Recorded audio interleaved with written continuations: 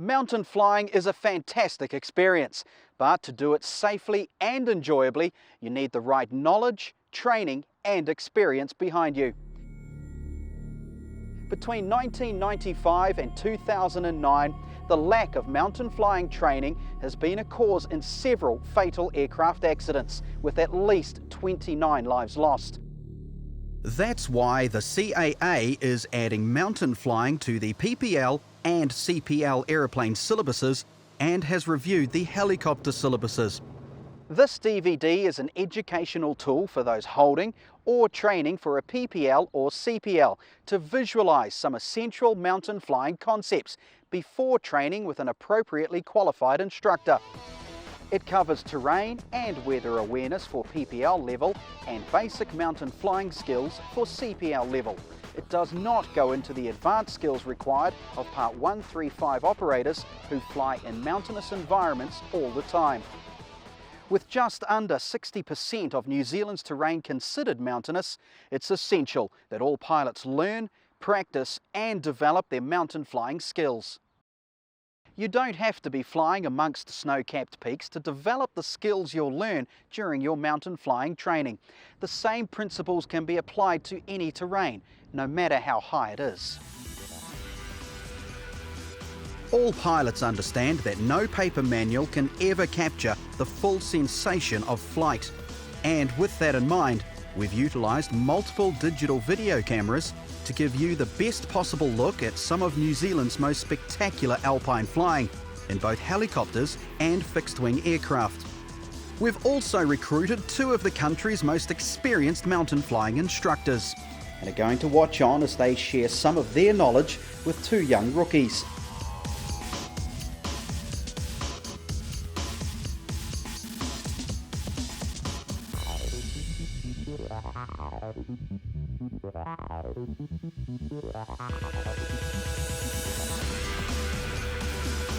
Over the course of this DVD, we will give you a detailed introduction to the thrills and potential pitfalls of mountain flying.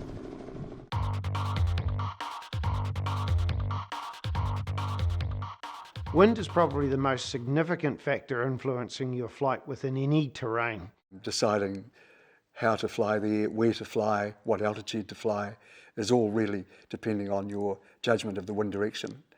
There is usually wind in any mountainous area. Assessing its strength and direction will help in planning your route for the smoothest ride. The shape of the terrain will dictate the wind's behaviour.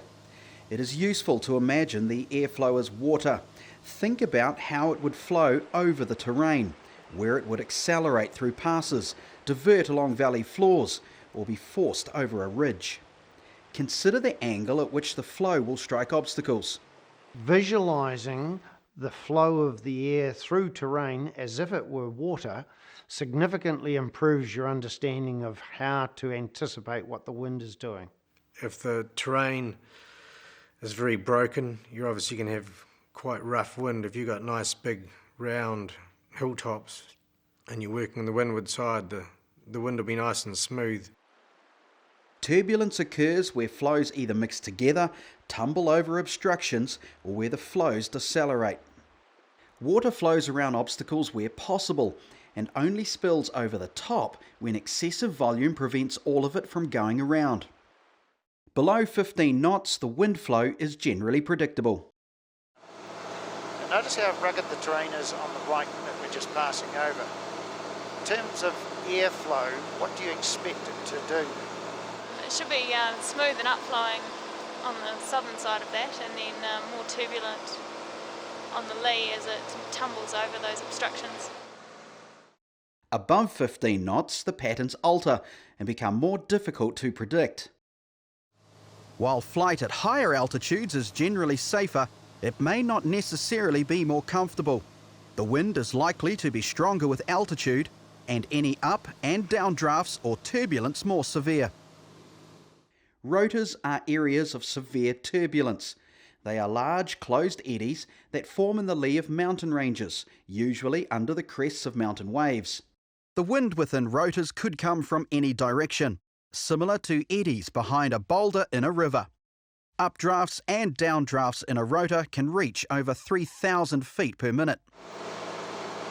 The more you are riding through the turbulence, the more that you're stressing any component of the aircraft, the more that you're compromising the safety. I thought I would go and have a look at a flight and be able to turn back in time. As it turned out, the conditions were so appalling, there was no question of turning back. And I entered rotor and I found myself virtually flipped on my back. I'd popped rivets in that aeroplane. Rotors can sometimes be marked by small, ragged, wispy bits of cloud. Be aware of these indicators of turbulence. But often rotors will also be invisible with no cloud indicator. Why are we experiencing a bit more jiggle in comparison to what we had lower in the valley? Wind's a bit faster up here. It's a bit stronger at Yeah, it's a bit altitude, and stronger. we're sitting at the shear level. So all the air is bubbling over all the tops, and we're sitting in that eddy factor. Anabatic winds blow up a valley when surfaces are heated during daytime, and katabatic winds blow down a valley when surfaces are cooled during nighttime. These can be influenced by localised effects such as sea or lake breezes. When is an anabatic wind typically more significant? If it's coming off a lake or If there's river, a lake yeah. breeze or a sea Yeah, sea breeze breeze. driving it, then yes. Yeah. And so you have to be very careful of considering sometimes when you're in the middle of a valley system whether the lake or sea breeze that might be driving it at the mouth is giving you an up valley wind at a particular time of the year, and further in the head of the valley you're getting a down valley wind.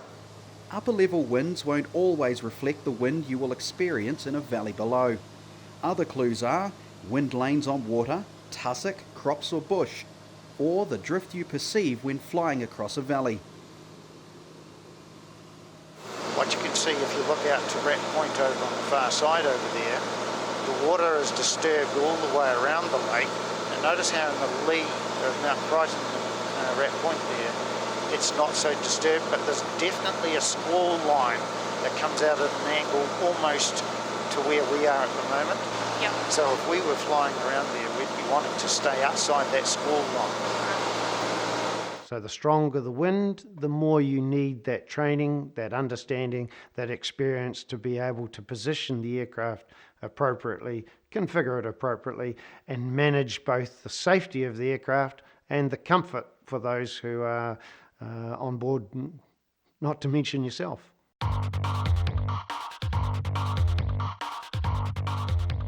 Well, I think situational awareness is everything in all aspects of flying, but particularly in mountain flying. Difficult lighting conditions, contrast, and the sheer scale of the mountainous environment can make it very easy to drastically misinterpret a situation, particularly if your eyes think they see something that is actually a visual illusion, distorting your perception of where you are and how safe you are. In winter, snow cover makes it harder to identify features and judge depth perception. Glaciers, ridges and passes have less definition and are more uniform in appearance. The definition of where ridges are part of a foreground ridge or a background ridge is not that clear, is it? No, it's not. With it all being white, they all just merge in together. Exactly. So often the foreground can merge into the background, and so identifying what you're actually seeing and verifying it, don't make assumptions. If it's covered by snow, you're not going to appreciate the actual contour of the terrain the same. The position of the sun can cause areas of deep shadow, especially in valleys, that can be impossible to see into. When flying from sunlight into shadow, it can be harder to maintain terrain clearance. If you come around a ridge or a spur and suddenly you're blinded by the sun in your face, judgment of where the terrain is, where other traffic might be, is non-existent. And here's the sun coming in your eyes. Notice how difficult it is with this bright out situation of determining how far away that terrain is, how shadowed it is because of the dark bush and the dark water. So planning your turn here in order to not compromise yourself with regard to that terrain. When the direct light shining on a large unbroken expanse of snow is reduced by an overcast sky, all trace of surface texture or shadows can be hidden. Hollows and snow-covered objects merge into a flattened white background, and any gradient can be disguised. The terrain itself can merge into the sky. It almost looks like there's a void ahead. So it's a case of being aware of how the different light conditions affect what you're going to see and factor that into your situational awareness. If at any stage you become unconfident of your visibility proceeding into terrain, it is wisest to adopt a poor visibility configuration while you assess your situation. Things have been starting to feel a bit busier potentially, haven't they? What do you think you can do? Going into the bad weather configuration will give me more time to... The poor visibility configuration, yes. The worst areas for visual illusions are those of total snow cover, such as the upper neve areas of glaciers. Flight in these areas is only safe when the pilot is familiar with the area and has enough reliable visual cues to determine the position of valley sides and the surface below. Knowing the terrain heights is also essential. All that area looks rather flat there, doesn't it? It does. Can you perceive any gradient? You can see more slope from one side to the other rather than gradient down. I want you to make a 90-degree turn and look back up the glacier so that we can see the gradient from below.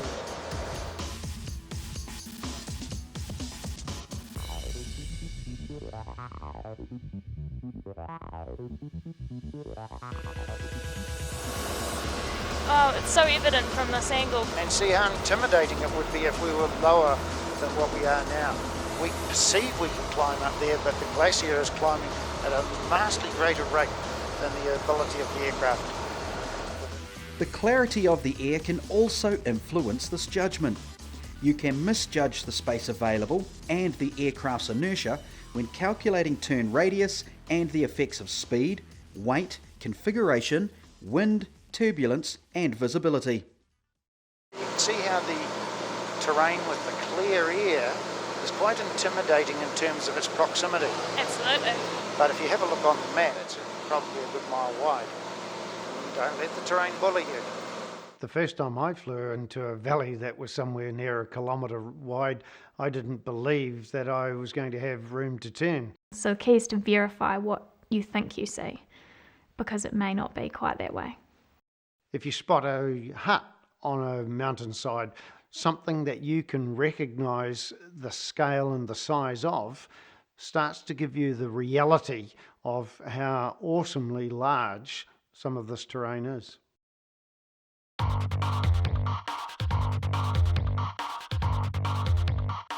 The horizon is the line where the sky meets the sea. Without a defined horizon, it's difficult to maintain a consistent nose attitude. So, what do you do when the terrain or the weather prevents you from seeing the horizon? The horizon is probably the most important aspect in mountain flying, or should I say the lack of horizon is probably the most important thing. The key thing is imagine the terrain as if it were transparent and then superimpose that imaginary horizon on the terrain in front of you. All the time you've got that imaginary horizon in your mind when you're manoeuvring, where roughly your height is. Whatever the manoeuvring, you need that reference to position the attitude of the aircraft and then be able to confirm that with the instruments. The lack of a visible horizon is a potential hazard which can easily fool pilots into subtly raising the aircraft nose when flying up a valley with a gradual gradient. People find themselves being bullied by the terrain into raising their nose, losing airspeed, and if they don't become aware of it, the worst scenario is essentially stalling. If this goes unnoticed, you can end up with not enough height or space to recover. Look down below and see how close the terrain is there. It's about 600 or 700 feet below, and yet we started entering here at 2,000 feet, didn't we? We did. So it's a trap. If we're not aware, we can find rather late that our airspeed is washed off and we have a potential stall on our hands. A useful starting point in learning the skill of horizon awareness is to practice turning from a position where you can see the horizon to one where you can't. Now looking ahead and seeing where the real horizon there enters the land, continue taking that all the way around through the mountains, and draw that line for yourself there. Okay, roll the wings level.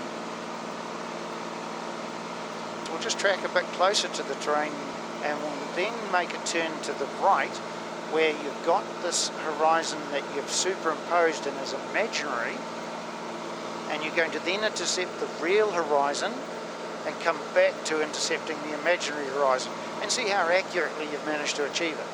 Okay. Commence a turn to the right. So it's just below the snow line, isn't it?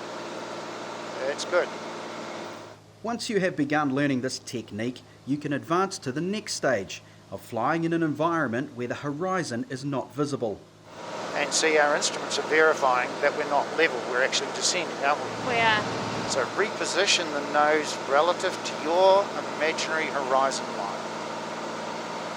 Superimposing an imaginary horizon takes a bit of getting used to. Actually figuring out how to do it is a hard bit for starters, and then once you're used to doing that, remembering that you need to do it at all times is also the next challenge. Now I'm having to concentrate quite hard on where my line is. Does this get a little bit easier with time? It typically takes the average person about 5 hours of practice to make that an instinctive identification of where the line is, and always know with confidence that's where you're going to position the nose attitude to. With more and more practice, it does get easier and easier. One of the things you can notice here at the moment, the bush is around about 3,000 feet just out here. That's typically the snow line, and it's at times when you don't have snow in the summertime, quite a good reference. Keep your eyes outside so that you can see and respond to any change in nose attitude straight away.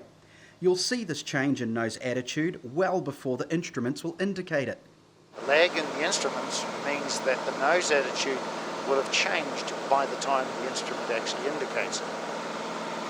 Make sure the lookout is outside 90% of the time and only verifying on the instruments 10% of the time. The thing that makes a professional mountain pilot is a person that can actually operate that aircraft right throughout its range and not be needing to fixate on instrumentation to verify position.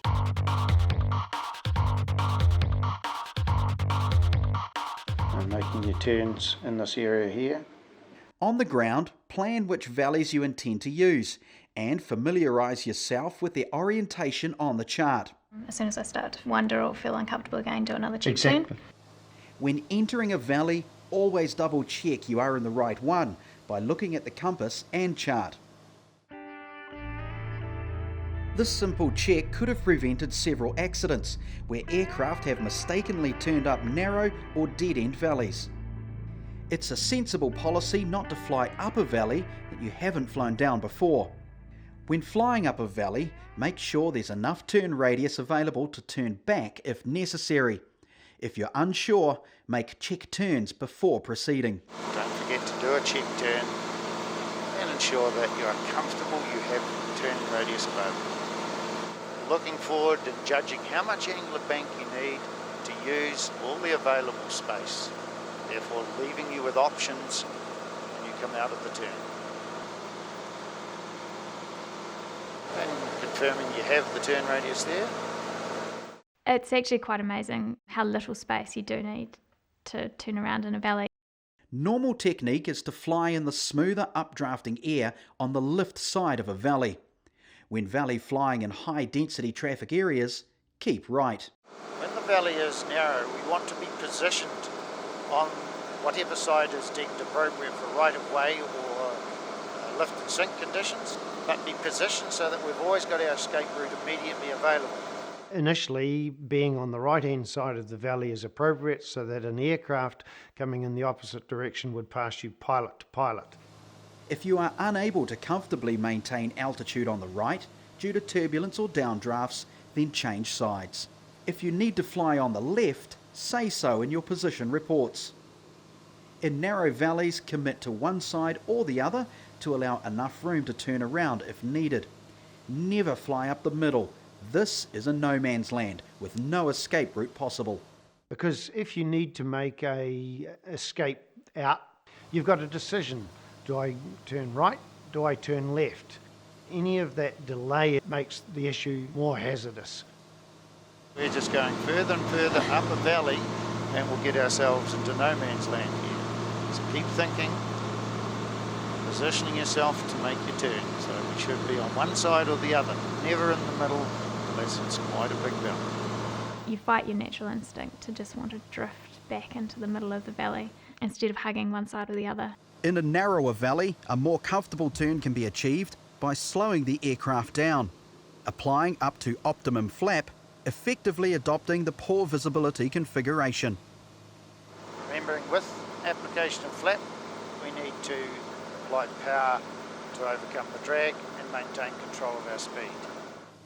In large valleys, where turning radius is not an issue, anywhere right of centre is appropriate.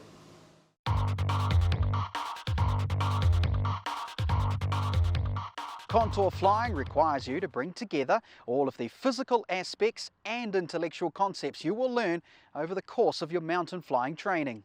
This exercise will test your ability to set the aircraft nose attitude to the imaginary horizon and your awareness of where the aircraft should be positioned in a valley.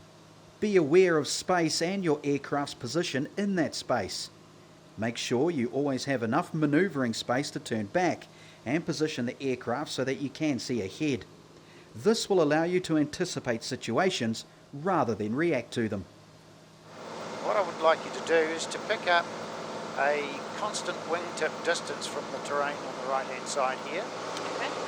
And now coordinate your aileron, elevator, rudder and power to maintain this constant wingtip position, simply to experience the space that we have available, the inertia that we have, and positioning where this imaginary horizon lies and keeping our nose attitude referenced to that. Fly a constant altitude to recognise any change in the gradient of the valley floor. A useful exercise is to descend down a valley, maintaining a constant height above the valley floor, and note the VSI descent rate. I want you to roll out on the appropriate side and follow the valley gradient down. It's quite a significant gradient. If we were trying to climb up this valley, that begs the question, what training aircraft is going to manage that rate of climb? So we're descending at about 1,200 feet a minute at the moment, and we're not keeping up with the rate that the valley is descending, are we? Always maintain a situational awareness of your escape options and monitor their continued viability. Your escape options could be a turn back in the direction you have come using an alternative pass, or climbing out of the valley you are in. Don't rely on aircraft performance to get you out of trouble. Be aware of the limitations of your lookout and how to overcome them. Right, can you see around the corner at the moment? No, I can't see anything at all. When flying in valleys, balloon out to see around blind corners and then reposition to the appropriate side. Just going to give myself more room, balloon out around this corner. Go right across to the other side so that still enables you to make a turn to the right with suitable radius, doesn't it? Always fly in such a way that you've got a good forward view of things, both weather-wise and of other traffic. Traffic will be difficult to see if the aircraft's colour scheme does not contrast with the background. If you become disoriented, remember that downstream leads to bigger rivers, lakes and possibly roads that will help you work out where you are. We should be able to shortly find some reference, whether it be the lake or getting to a coastline where we've got roads and towns and so on to help us reorient.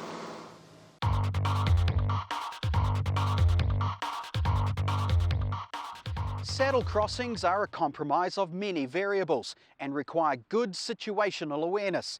It is important to think about both the wind and terrain when deciding what altitude, angle and direction to cross at, and when you're formulating an escape plan. All the time anticipating the options that are available to us and minimising the period in which we're committed to being closer to the terrain than we would otherwise choose to be. See the highest little knob here to the left? Just past that is saddle number 1. about your 10 o'clock now. And about your 10:30, just past that, is saddle number 2. I want you to be looking at those and evaluating which is the best and why. There's number 1 under your left wingtip now. That doesn't look like an appealing option for a few reasons. It's quite a long period of commitment required through there with terrain on either side. That's exactly the point. It's a prolonged period of commitment, and the terrain, if there's significant wind, is going to give you quite an uncomfortable ride through there, isn't it? It is. Okay.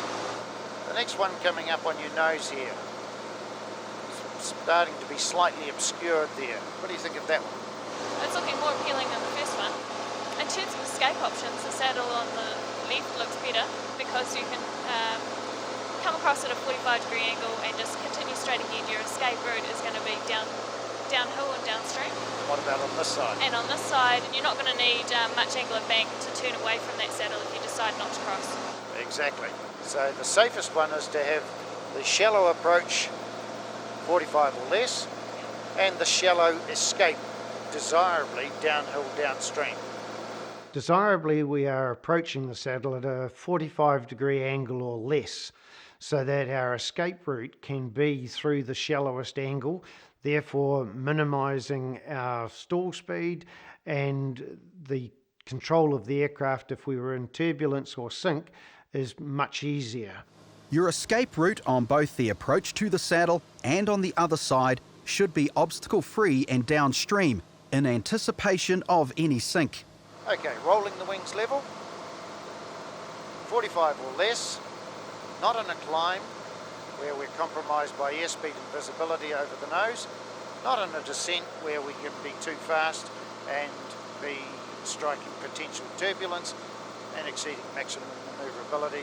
So we've got good lookout, good control. Crossing a knife-edge saddle is preferable to a flat saddle, which takes longer to cross.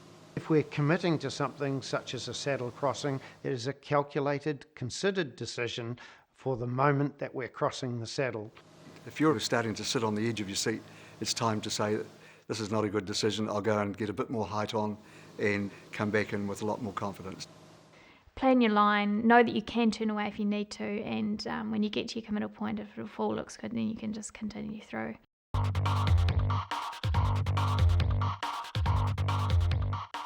Here are some tips to help reduce your likelihood of getting lost in the mountains, or to help confirm your position should you ever become disoriented on a flight. Be aware of the alignment of valleys relative to the compass. GPS is an important tool for verifying one's positions. It shouldn't be the only tool. Which way is back to the airfield?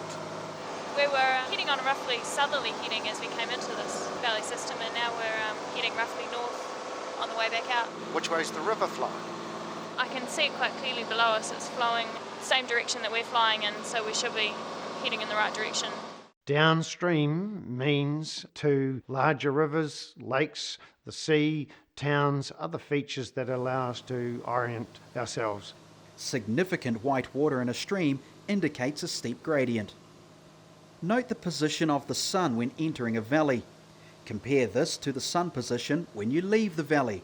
If you haven't spent much time in the valley, it should give you an accurate reference point. Okay, any other clues as to your direction? Well, the sun was behind us as we came in, and now it's directly in front of us, so that was another clue. That would make sense. Knowing where we are on our chart starts right back at the planning stages. Far too big a map now for in the cockpit, isn't it? It is. So let's make it a functional size. We don't want to be head down in the cockpit, we need to be head up. Folding the chart into a manageable size so that we can hold it in our left hand whilst holding the control column. Glance at the chart. You can see now you have the operating area there. So you're about to sit here with your finger on the map and follow your path as you go around it. Therefore still maintaining peripheral vision for our lookout, our proximity to terrain, and our maintenance of the control of the aircraft's attitude.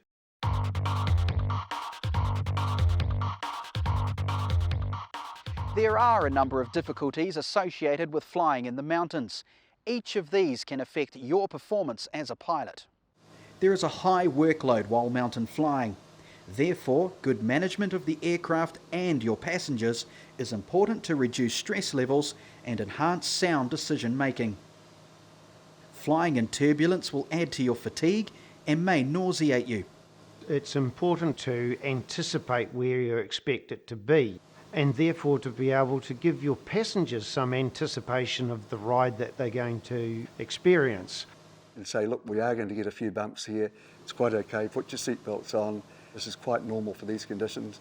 Keep a calm demeanour and look as though you know what you're doing. That gives them some confidence in your competence. Know when to turn back so you don't have to fly while fighting off air sickness. Remember that flight between 10,000 and 13,000 feet is allowed for a maximum of 30 minutes without oxygen.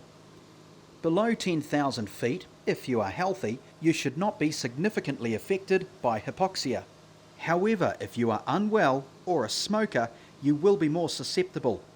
Even between 5,000 and 8,000 feet, your brain will generally not work as efficiently as it does at sea level. One of the symptoms of hypoxia is a feeling of euphoria. And the other one is the nails on their hands turning blue.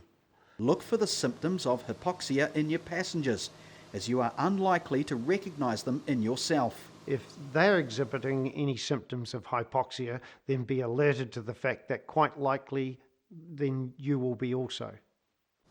The higher you fly, the drier the air, so be alert to dehydration. Glare is also greater with altitude. Reflections occur from cloud and snow-covered terrain. Wear sunglasses to combat this. When using cabin heat, regularly check the carbon monoxide detector to ensure there are no gases leaking into the cockpit. A clean windscreen is very important. Be aware that rain on the windscreen can affect your visual judgment.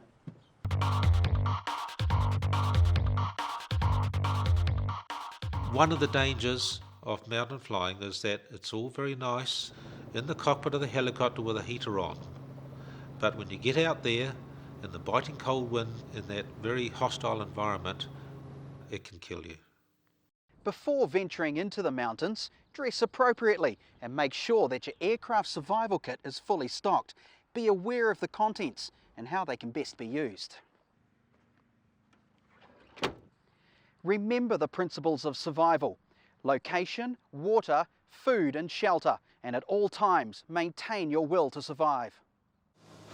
And you can see there's a bit of snow and precipitation there.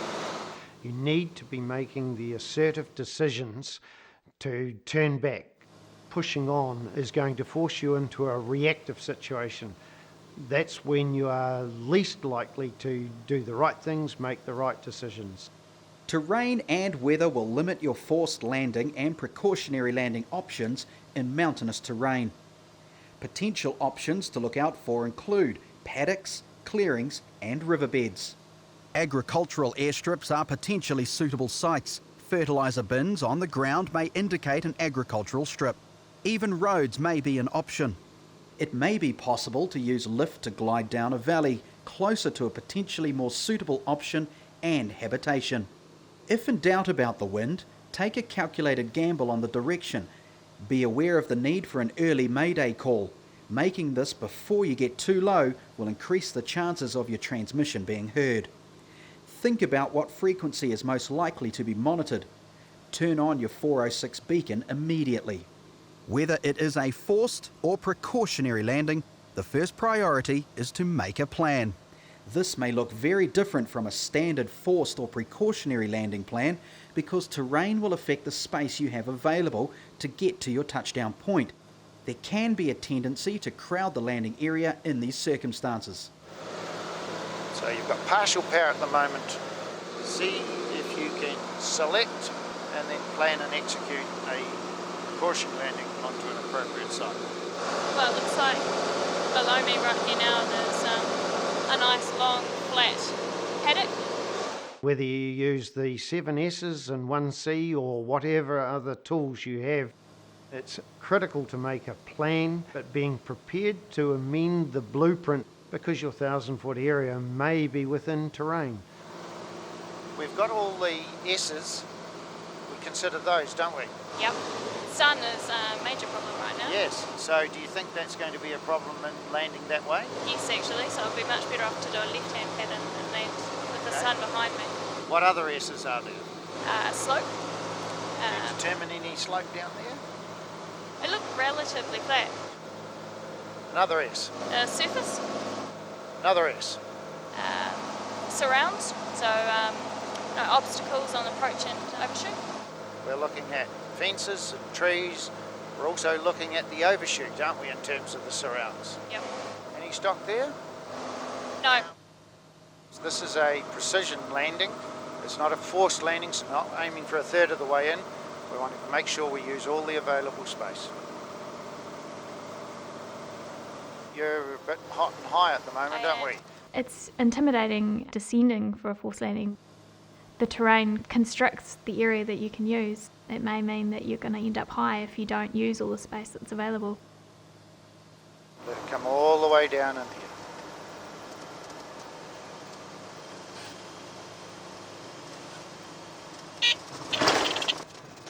So we survived.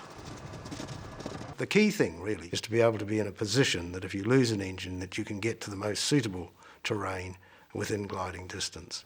Having an idea in mind all the time of where you're going to go if you do have an engine failure is a very good start.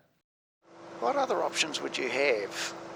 In a valley system, the first place you look for is somewhere flat on the ground. So a river bank. Yeah, we're not looking at the river itself, we're looking at the shingle banks, aren't we? Essentially, you're looking for any clear area that may be available with a clear approach and desirably a clear overshoot in the event that you might overrun the area. Yep. So whether it be a clear tussock area, it may even be an upslope, because then you don't need so much space to use, do you? Yep. Or potentially a beach down by the lake there. Yes. As long as that beach is not steep, the flatter it is, typically the firmer it is. If you've got a nice big open snow field, Right. then that might be a option that is the only option that you have.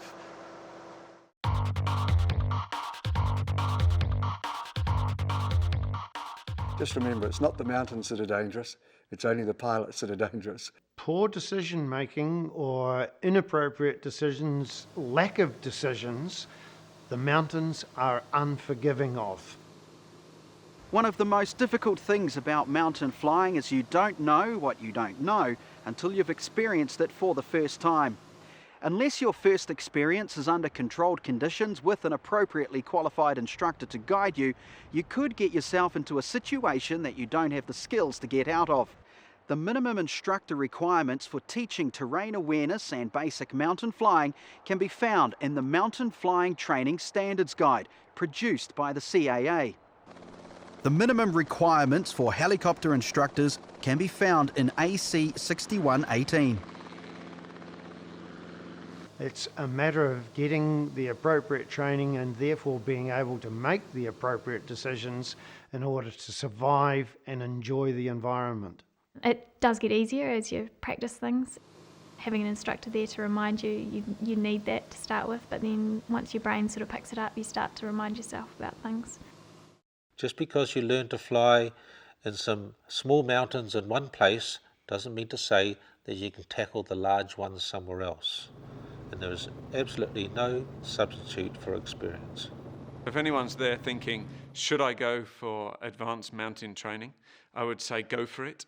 You'll challenge yourself, you'll learn new skills that you can apply to your other flying environments, and it will just make you a much better pilot. You're always learning. It's a classic environment where if you think you're finished learning, it's time to put your boots up and stop flying. Mountain flying can be summed up with 4 simple principles: horizon, position, options, and anticipation.